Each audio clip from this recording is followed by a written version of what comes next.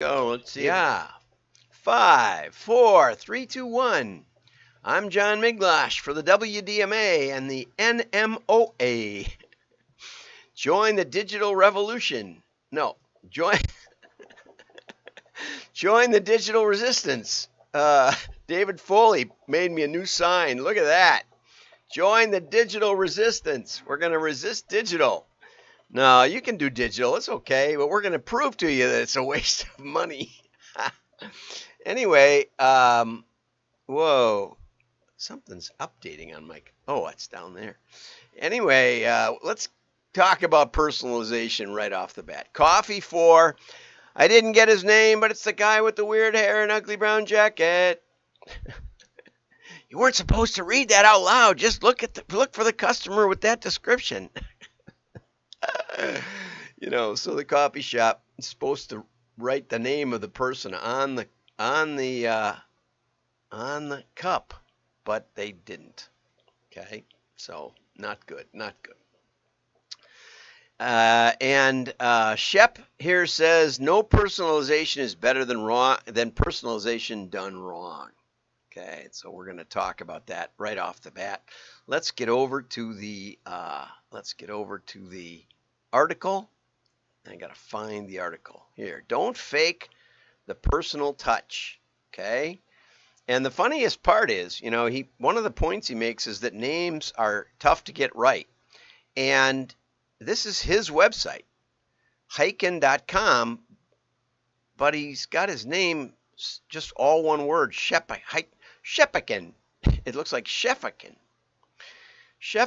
but it's really Shep Heiken. And so he's got his own name done wrong, which I guess is okay, but, over here on the side, he actually did that cartoon, so that's pretty cool that he does cartoons. Very nicely done, I would say. He's probably as good as Scott Adams with Dilbert. Maybe better. There's a little more to those characters. I like them. Anyway, I'm going to have to find out more about his work because he's a best-selling New York Times author and a award-winning speaker. Okay. So, one of the most powerful customer service and customer and experience tactics is personalization. We interviewed 1,000 customers for our CX research, and 71 said personalized experience is important to them. I always like the one that says, I'm 3 times more likely to buy something that matters to me than that doesn't. What a stupid circular question. No, I'm going to buy things I don't want because just to prove that personalization doesn't matter. Okay, customers feel as if you recognize them using their name, remembering their past purchases, their buying pattern, and more can build confidence and trust. And one of the things I remember from way back in life is I used to contribute to CBN, which is the Christian Broadcasting Network, and I remember getting a mailer from them. This was probably 70s, mid 70s somewhere, and it said, said my name. Thank you for giving $15 a month or whatever. It wasn't a big amount, and we wondered if you could maybe make it $20 a month or something like that. Just a little incremental, 25% increase or something, but it wasn't a lot of money. But I was just impressed that they actually thanked me for what I had been giving because, I was giving regularly and I wasn't making a lot of money back in those days selling print. But, and maybe it isn't that big a deal anymore. But while personalization is nice, this is really an important part. It's not required. I've had sales calls on the phone, or more likely you call in to try to figure out how to do your login on your electronic banking, and that they make you change the password every month. Funny thing, you can't remember it, and so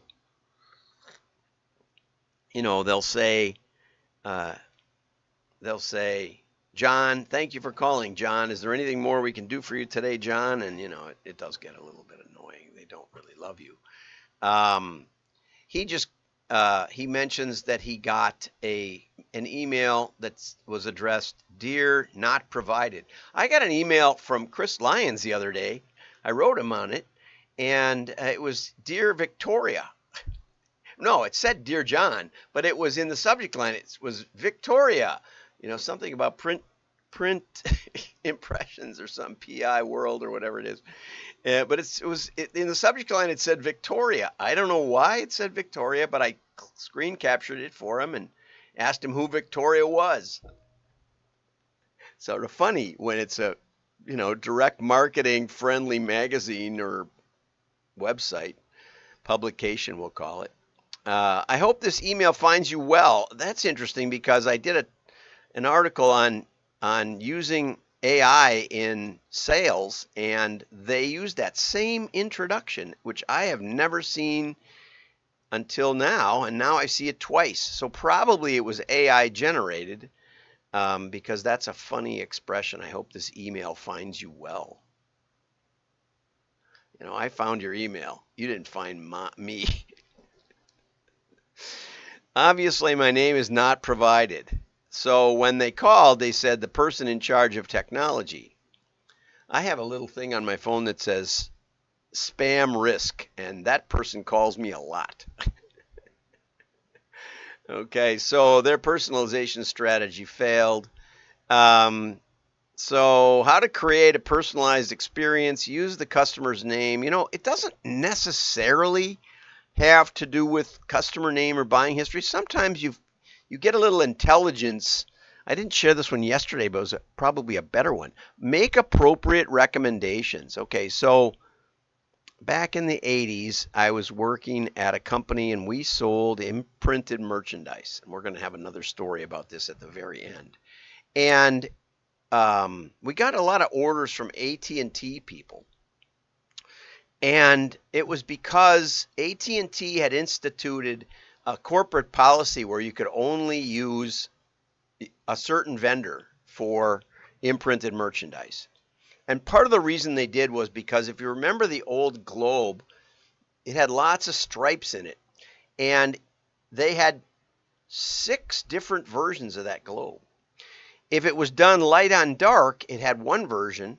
If it was small, it had very, very fine lines. If it was it had very coarse lines, so it still looked good, small. If it was big, it had very fine lines, And so there were ways it was supposed to be done. And when we went around to the convention, at the imprinted merchandise convention, half the logos were wrong. And I knew that because they wrote me a letter and they said, cease and desist taking orders from our employees. And we had a really fancy law firm, and they said, well, they can't tell you that. If the employee has a, corporate credit card and is really an employee, then you're not responsible for them policing their own employees. So we decided to just, lean into it a little bit, because the reason that the AT&T employees were calling was because they didn't want just AT&T on their hat. They wanted AT&T Long Lines or some other division. Or AT&T Long Lines Company Picnic or whatever it was. And so they sent me the actual, there's spam risk again. They sent me the actual rule book because I said, well, they asked me to bid on it. And I said, well, send me the rule book and we'll see what it looks like. And that's how I learned about all this stuff being messed up. So we decided, since we rented millions of names every year, we decided to take all those rented names and find all the AT&Ts in them and put a little message, inkjet message. That's all. And we said, we know how to follow the rules. We'll make sure you don't get in trouble. Well, that outpulled our hotline. That outpulled our customer file. That was the best. We would find, out of a million names, we might only find a couple of thousand. But boy, we put that on everything. And for 2 years we were doing that. And, we did know the rules and we did make sure they did it right. But that's a way of personalization can work, without the name, without necessarily even the items recommended. Another way to personalize is to change the cover, to make a special cover or make a special envelope or a message on the envelope for a sub market or a micro market that you know about. Those are excellent ways to do it. Make them believe that you know something about their market. Okay, that's talked too long about that one. I will skip this one pretty much. Decarbonization in the ad industry. And this article basically says that there was a big push in 2022 to wrestle the carbon emissions of digital advertising into submission. And it's a lofty ideal rather than a concrete reality. And the reason I put the concrete in there is because I hold 2 patents on recycling cement, or recycling coal ash into cement. And millions of tons go into landfills every year. If we could get that going, we could do a lot more than what they're going to do with digital advertising. But they said that trying to figure out how much there really is like trying to count raindrops in a storm, which I really liked. Digital advertising churns out a mind-boggling amount of emissions. It's not really that much. One digital online campaign is equal to half the annual impact of an entire British citizen. Okay, 5.4 tons, which sounds like a lot, but it isn't really that much. And so I think it's funny that they are trying to police themselves and find it's almost impossible. The internet's contribution, which is a big jump from a digital ad campaign, the whole internet, right? You people watching this video are to blame. So, get the article. With carbon emissions, there's no room for smoke and mirrors. And we're going to talk about how the whole thing is basically smoke and mirrors. Now, another interesting article, and Steve Falk will like this one because he did an actual study on direct mail and its contribution to CO2 in the atmosphere. But this one makes a really interesting article. It says, paper products are not a major contributor to climate change. And the reason they say that is because paper products use biomass, carbon neutral biomass. Okay, so let's say you've got a bathtub, and let's say water's coming into the bathtub. You've got a spout, you've got the tap open, filling the bathtub, and you've got the thing plugged because you want to take a bath. And now you take a bucket, a 5-gallon bucket, and you say, well, this isn't from the water department. This is from a pure mountain stream. And you forget the bathtub. I did this once in St. Louis. I was steaming my clothes for the speech next day, and I inadvertently went to dinner or something and was flooding the bathroom. So let's say the bathtub is overflowing, and you say, well, this is a different kind of water. Let's pour this in. This doesn't count. Will that still overflow the bathtub? Absolutely. Okay, so this person here argues that because paper, to fuel the process, they use the spare wood pulp biomass, the leftovers, and they say that because it comes from wood, this CO2 doesn't count in the atmosphere. Somehow the atmosphere takes this CO2 and puts it right back into trees. And it came from trees. But this CO2 came from fossils. No, CO2 doesn't really come from fossils. CO2 comes from compressed plants that were crushed in a global flood, maybe Noah. Where do you think the CO2 came from that was in those plants? It came from the atmosphere. This is just delayed plant CO2, right? The gas in your car, it's coming from plants, and it's coming from plants that took it from the atmosphere. I know this is a big breakthrough for you guys, but that's what, this fossil fuel industry is basically digging up old plants and burning them. It's the same thing. It all counts. Now, if you really believe that it affects the climate, I'll put a link to Dr. Judith Curry. She worked on I think the second and third IPCC reports, and then she quit and she worked for NOAA, she worked for everybody, NASA, and she's one of the most top credentialed climate scientists in the world.